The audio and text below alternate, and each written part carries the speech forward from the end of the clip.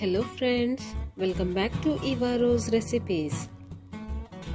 ಇವತ್ತು ನಾನು ನಿಮ್ಮ ಜೊತೆ ಕ್ರಿಸ್ಮಸ್ ಸ್ಪೆಷಲ್ ರೋಸ್ ಕುಕೀಸ್ ಹೇಗೆ ಮಾಡುವುದು ಅಂತ ತಿಳಿಸಿಕೊಡ್ತಾ ಇದ್ದೇನೆ. ನಾನಿಲ್ಲಿ 1 ಕಪ್ ವೈಟ್ ರೈಸ್ ಅನ್ನು ಚೆನ್ನಾಗಿ ತೊಳೆದು 2 ರಿಂದ 3 ಗಂಟೆ ನೆನೆಯಲಿಕ್ಕೆ ಇಟ್ಟಿದ್ದೇನೆ.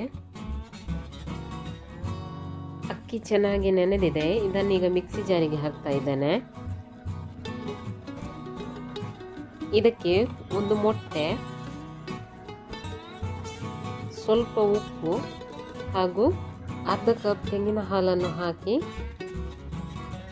ಗ್ರೈಂಡ್ ಮಾಡಬೇಕು. ಅಕ್ಕಿ ಚೆನ್ನಾಗಿ ಗ್ರೈಂಡ್ ಆಗಿದೆ. ಇದನ್ನೀಗ ಒಂದು ಬೌಲ್ಗೆ ಹಾಕ್ತಾ ಇದ್ದೇನೆ. ಇದಕ್ಕೀಗ 2 ಟೇಬಲ್ ಸ್ಪೂನ್ ಸಕ್ಕರೆ ಹುಡಿ ಹಾಗೂ ಸ್ವಲ್ಪ ಏಲಕ್ಕಿ ಹುಡಿಯನ್ನು ಹಾಕ್ತಾ ಇದ್ದೇನೆ. ಇದನ್ನೊಮ್ಮೆ ಚೆನ್ನಾಗಿ ಮಿಕ್ಸ್ ಮಾಡಿಕೊಳ್ಳೋಣ. ಸಕ್ಕರೆ ಚೆನ್ನಾಗಿ ಕರಗಬೇಕು.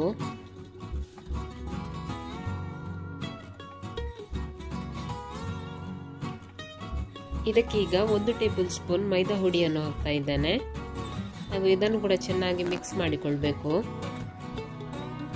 ಗಂಟು ಗಂಟು ರೀತಿ ಇರಬಾರ್ದು, ಅದಕ್ಕೋಸ್ಕರ ಚೆನ್ನಾಗಿ ಮಿಕ್ಸ್ ಮಾಡಬೇಕು.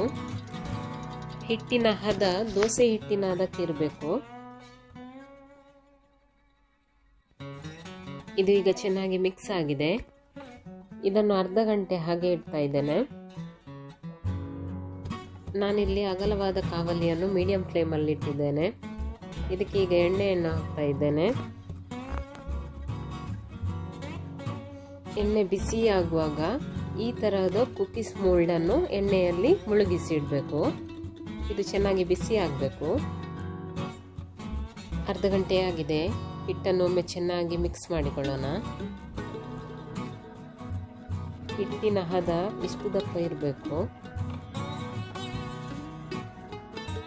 ಕುಕೀಸ್ ಮೋಲ್ಡ್ ಎಣ್ಣೆಯಲ್ಲಿ ಚೆನ್ನಾಗಿ ಬಿಸಿಯಾಗಿದೆ. ಇದರಲ್ಲಿದ್ದ ಎಕ್ಸ್ಟ್ರಾ ಎಣ್ಣೆಯನ್ನು ತೆಗೆದು ಹಿಟ್ಟಿನಲ್ಲಿ 3/4 ಭಾಗ ಮುಳುಗಿಸಿದ್ರೆ ಸಾಕು. ಇದನ್ನೀಗ ಎಣ್ಣೆಯಲ್ಲಿ ಈ ರೀತಿ ಬಿಡಬೇಕು. ಇದು ತುಂಬ ಈಸಿಯಲ್ಲಿ ಬಿಟ್ಕೊಳ್ಳುತ್ತೆ. ಇದೇ ರೀತಿ ಮೋಲ್ಡನ್ನು ಎಣ್ಣೆಯಲ್ಲಿ ಸ್ವಲ್ಪ ಹೊತ್ತು ಇಟ್ಟು ಹಿಟ್ಟಿನಲ್ಲಿ 3/4 ಭಾಗ ಮುಳುಗಿಸಿ ಅದೇ ರೀತಿ ಎಣ್ಣೆಯಲ್ಲಿ ಫ್ರೈ ಮಾಡಬೇಕು.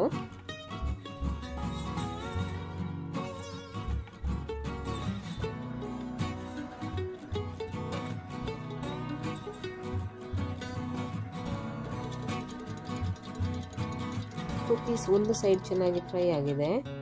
ಇದನ್ನೀಗ ಟರ್ನ್ ಮಾಡಿ ಇನ್ನೊಂದು ಸೈಡ್ ಕೂಡ ಫ್ರೈ ಮಾಡಬೇಕು. ಗೋಲ್ಡನ್ ಬ್ರೌನ್ ಕಲರ್ ಬರುವವರೆಗೂ ಇದನ್ನು ಫ್ರೈ ಮಾಡಬೇಕು. ಇದು ಈಗ 2 ಸೈಡ್ ಚೆನ್ನಾಗಿ ಫ್ರೈ ಆಗಿದೆ. ಇದನ್ನೀಗ ತೆಗಿತಾ ಇದ್ದೇನೆ.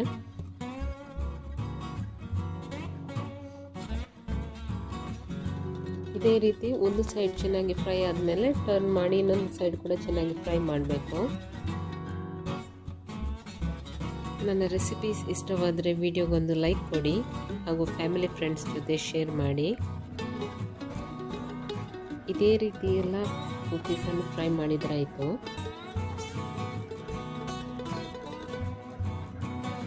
ಎಣ್ಣೆಯನ್ನು ಮೀಡಿಯಂ ಫ್ಲೇಮಲ್ಲೇ ಇಟ್ಟು ಫ್ರೈ ಮಾಡಬೇಕು.